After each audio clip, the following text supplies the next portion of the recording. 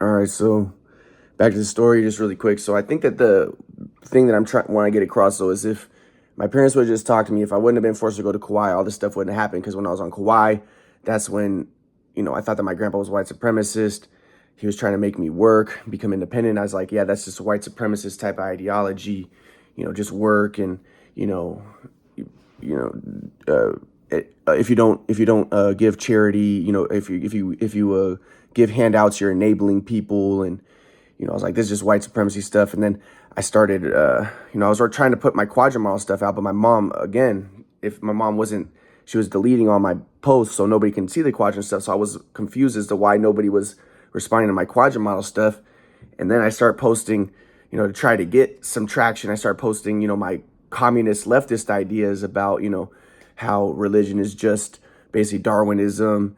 And, like the only reason why religion exists is because of genetic Darwinism subconsciously. And, the only way that we could stop, warfare and bring peace would be to mix all the races so you could stop the Darwinian factions from growing, like the Shiite Persian and the Arab Sunni and the Southern German Catholic and the Northern German Protestant, which are different ethnic tribes. And, that was my thesis, right? So I was like, the only way that we could stop this is if we create a forecast society that mixes the races. I wanted race mixing, especially really what I wanted. I was trying to be like, yeah, this is the way. But really, I think it's because I saw myself as Jewish. I was anti-white, anti-Aryan, and I wanted to mix the Aryan people. And I didn't like Christians because I associated them with being white. And, and I think, and I wanted to show how Jewish I was and how non-Christian I was. So pretty much I was pretty much like an antichrist. I was like a Satanist pretty much. And I later did the research, and Satan in Hindu mythology, he wants to mix the Dravidian races with the white races, and he wants to destroy, with the Aryan races, he wants to destroy religion. He wants to stop Vishnu worship, which was what the Aryans worshipped, and create Shiva worship only, which is what the Dravidians worshipped. And the Dravidians worship destruction. And, that's what I wanted. So now I'm like, holy crap, I was like Satanist. And I didn't even know it. You see, at the time, though, in my mind, I'm like, no, I'm not Satanist. I'm the good guy. Because, I followed what the Black Hebrew Israelites were saying. I'm like, no, the white man is a devil. The white man's a bit. But no, that in the Hindu mythology, it's not the white man. It's not the Aryans. It's the devil. It's, the Dravidians worship the devil. They worship Shiva, and they're the darker races. And I didn't know that at the time, though. So at the time, I was just very ignorant. So, but anyways, but I've never had schizophrenia. I was never crazy. But, but at this time, so like I said, my mom tried to force me in the first psych ward. The first psych ward said, the doctor said I didn't have schizophrenia. He said that he would check me out for a week to see if I had bipolar. I didn't have bipolar. They let me go. My mom said that I tricked them, but the doctor and the nurses there said, no, you can't trick a doctor. If you have a mental illness, you can't hide it. So they're saying if I could hide it, then I didn't have it. So then the second my mom said, well, if you don't go into the psych ward, we're not going to give you a place to stay. So I went to, I tried the second, they tried to force me in the second one. They wouldn't let me in. They said unless I was suicidal. So then, I was stuck homeless. So then I was finally like, okay, I'm suicidal, just so they would let me in so I could talk to the doctor, so you could talk to my mom and dad and tell them to stop trying to make me take medicine. But then my mom my grandma, through my mom, I'm pretty sure, blackmailed me, saying that if I didn't let my mom and dad talk to the doctor, I had to sign some sheets, sign some paperwork to get them to talk to the doctor. Then they would break my DVDs. They would destroy my DVDs, my basketball DVDs. And that's what I wanted from the beginning. That's the only thing I cared about. I wanted more basketball DVDs, but those I had very few to begin with. And then they were threatening to destroy them. So I was like, okay, fine, I'll let them talk. And then they tried to convince the doctor to try to force me to take medicine.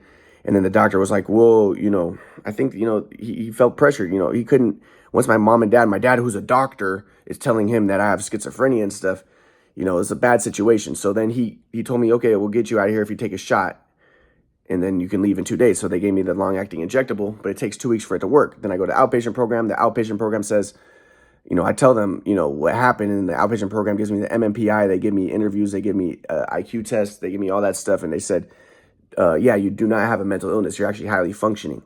So, but then 2 weeks after that, yeah, so they told my mom and dad, they told my aunt and everybody to stop trying to make me take medicine, and they wrote out a whole paper on it, and they said that I do not have a mental illness. That was at Aurora Hospital in San Diego. So then I went to, but like I said, it was a miracle because my friend Bucky, who's a Jewish guy at UC San Diego, was the one who told me to do this. He was like, yeah, go you get it redacted, tell them to give you the MMPI and tell them. So if it wasn't for him, like I might be dead right now. I'm going to tell you why. Because like I said, about 2 weeks after they gave me the injection, it takes 2 weeks for it to start secreting, and then it starts secreting, and I had an allergic reaction and I almost died. Like I grew breast tissue and all this stuff. I started getting tardive dyskinesia for almost a year. Like I could barely walk for almost like a whole year, and I could barely move, and like my fingers would twitch and stuff. And I ended up suing Risperdal for $50,000. But I'm gonna try to sue all the people involved once I get the quadrant stuff big. Hopefully, I will try to sue everybody. But I don't know if it's too late now because it's been like 10 years or whatever. I don't know if they have like deadlines that you can't do it after a certain amount of time. But regardless, it was just a terrible situation. But then like another thing that happened was I had retrograde ejaculation where I couldn't ejaculate. This was right, but I ended up getting it back. But this is right after they gave me the shot. This is like you see that it's injected in my system for 2 months. And even for longer a little bit because after the 2 months it slowly stopped secreting. But another thing was I had retrograde ejaculation. Like I said, I called my mom and I was like, Mom, because I'm trying to tell her how terrible this is. And my mom was like, you're just, never believes me. Because, and like I said, if it wasn't for the shoot away machine stuff, this would never happen because they're just she hates me so much from that time period because it was a terrible time. It was a shoot away machine messed up my shot. She thought there was something wrong with me. All this terrible stuff happened and she developed a hatred toward me. And it was never like that before. She always loved me. She always was, like I said, she was the first one to pick me up from school. Like my bus driver was like, I love how your mom is like the most responsible mom and she loves you so much. And, my mom would go to everything with me. But it was a shoot away machine that messed up everything. And I know that, and I can explain to you, like, I can't show you the details because I don't want to make good shooters think, but I want to show my mom and dad what the shoot away did. I can show them specifically, and I know what my dad thought, and I want to show him, and I can go into details that I think would be important to show him. But so then my mom's like, you're just being melodramatic. You just because you think I'm schizophrenic. She's like, that's what schizophrenic. Because I told her, well, no, I'm going online and there's people online saying about how terrible this shot is and how it destroys them. They're schizophrenics. You can't believe them. And she thinks I'm schizophrenic. She's like, I can't believe you. You're just making this stuff up. How bad it is. No, it was really freaking bad. But because she thinks I'm schizophrenic, she doesn't listen to me. She discounts everything I says. Like I said, I was dehumanized.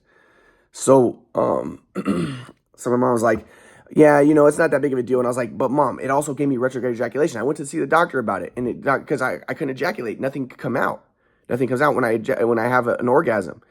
And the doctor said, yeah, that's retrograde ejaculation. It comes from that shot. It comes from that thing. I was like, oh shit. But thankfully, I can ejaculate again. But it took a little while for that to happen. But because it softens the lining of your urethra or whatever. I don't know what part of the. I'm guessing the urethra, but yeah. So, but my mom was like, "Well, it's not like you have a girlfriend, anyways." See, everything my mom had, she developed a contempt for me. She developed a hatred for me, and it stemmed from high school. And I'm going to get more into detail about this from the shoot away machine stuff. So it's just like and then like, but my grandpa knew how terrible it was because he saw me. My mom didn't see me. Like my grandpa said that he looked at me and he saw how terrible everything I was, but. Anyways, it took a while for me to recover. But as I was recovering, I started getting back into basketball a little bit. But this is the thing. So my mom gave me a place to stay in Escondido. Now, I ended up going to like a church. It was like a Mother Goddess church around there. It's called Mother or something like the World Mission Society Church of God. And they worship like Christ Ansang Hong, who's supposed to be like he's a Korean guy who's supposed to be the Messiah and stuff. But I was just going there because I've studied different religions and I just want to see what they were studying. And and when I was there, like one of the dudes there, he's a Mexican guy, and he was like, dude, you live in he was like, where do you live? And I told him where I live. He was like, dude, he said, I would never go there. He said, it's the most dangerous part in Escondido. He said, it's like the most dangerous part in probably like Southern California. He was like, he said, I can't believe that you live there. And I didn't even know how dangerous it was, but I actually kind of did because like the first week I was there, like one of the first, like, I mean, at some point when I was there, like I said, I was trying to recover from the shot, from the tardive dyskinesia and all this stuff. So I went to play basketball out in the park, and then some Mexican guys come up to me and they're like, "Hey," they're like, he's talking to me. I'm playing with them and he's shooting, and then finally he, like they're suspicious of me, I guess, but I didn't know that. I just thought they were shooting me. And then finally one of them comes to me, he's like, "Hey, come over here, man." He's like, "Are you undercover cop?" And I was like, "No, I'm not an undercover cop." He was like, "All these dudes think you're an undercover cop." And I was like, "No, I'm not. I'm not an undercover cop." And he's like, "Yeah, well, the reason why is because, usually not a lot of white people come out here." And he's like, "And also because, the other week, some black guys playing basketball here, one of them got shot. And, the cops are trying to investigate the case and stuff." And he's like, "And, everyone thinks that you're one of the undercover cops." And I was like, "No, I'm not." But he was like, "Oh, I just want to warn you though. Like people think you're undercover cop here." So I was like, "Oh, fuck, dude." So like now I'm in a place like I'm in apparently the worst neighborhood in Escondido, like where my Mexican friend said he doesn't even go in that area. He said in my apartment complex, he said he would never go there because he says it's way too dangerous. And he says like he said drug dealers everywhere. He says it's the worst place you could possibly be. He was like, "I cannot believe that you live there." And that's the place that my mom gave me. So but the thing was, I was on a second floor apartment. Now, I wanted to be on the first floor because I had the tardive dyskinesia. I had like nerve damage and I wanted to start working out so I can get this stuff out of my system. And but my mom was like, so I said, "Yeah, Mom, can I go to the first floor apartment because I don't like being on the second floor because I can make too much noise when I'm working out for the people below me." But my mom was like, "No, you just never happy." And again, it stems from the high school. It stems from the shoot away stuff because at that time, their whole thing was my grandpa was like, "Ryan, you have to learn to take no for an answer." Because my dad was trying to fix my shot. They were trying to fix it. My dad was the one who was like, "Ryan, if you want to be the best, you have to shoot 500 shots a day." And I remember like I was shooting on the shoot away machine and like I think subconsciously I knew it wasn't helping me. So I went inside one day and my dad was mad at me. He was like, "Ryan, the best players shoot for hours. You just shot for 15 minutes. But I was like, so I go back out and I start shooting on a shoot away machine. But I think that subconsciously I knew that, I always wanted to shoot all the time when I was younger. I used to always go out and shoot because I wasn't shooting on a shoot away machine. So I was doing what was good. I think that subconsciously I knew something was wrong. That's why I didn't want to shoot. But my dad wanted me to shoot, right? But then my shot would be messed up and I would want his help. And then he would come out and he'd be frustrated. Why are you not shooting sideways? And he tried to fix it, but he told me to do the wrong thing. And this is where the fights would come. So, and then you'd go back in and I'd be like, "Dad, can you please help me?" And, shoot for me 15 more minutes. And they'd be like, "No, I give up. You suck now." And then that's when the fights would happen. But then my grandpa was like, "Well, Ryan, you have to learn to take no for an answer." You see, if the shoot away machine never happened, none of this stuff would happen. But Ryan, you have to accept that everything is just fine. And you have to learn to take no for an answer, right? And this is at the time when I was being abused and all this stuff. It was terrible, right? But, everything is just fine. And yes, these are good principles. Everything is just fine. But the thing was not everything was just fine. The shoot away machine, if it wasn't for the shoot away machine, everything would have been just fine. But, my grandpa would probably be like, "Well, if you were in the flow, you would have had the insight that the shoot away machine was the problem." The thing was, I didn't know that. I was just an automatic basketball player. Everything I did was subconscious. So I didn't know how to fix my shot. I didn't know what was going on. And that's what made me so good because I was subconscious. So that's a tragic irony of this whole situation. And I think that the universe gave me the quadrant model because it knew how sad the situation was, maybe, and that could be like crazy thinking, but that's the way that I see it in a way. But also it's much more complex than that. But basically, so my mom remembers that whole situation of, "Oh, yeah, you just want to get what you want. You don't take no for an answer. Everything is just fine." So my mom was like, "You just want to get what you want. You're never happy. You just want to find something to be upset about. I gave you this apartment and now you just want something to be upset about. You're just never happy. You never take no for an answer, blah, blah, blah." So I was like, "Come on, Mom, please. I want to work out. You're going to pay the same amount of money for a second floor apartment as a first floor apartment. Can you just move me to a first floor apartment?" And I was like, "No, I'm not going to do that." So then I go and I talk to my grandpa. My grandpa's like, "Yeah, it probably would be a good idea to get a first floor apartment so you could start working out because you have this damage to you." And so, but I couldn't do anything about it. So then I kept on working out upstairs, but I was trying to be quiet for the people below me.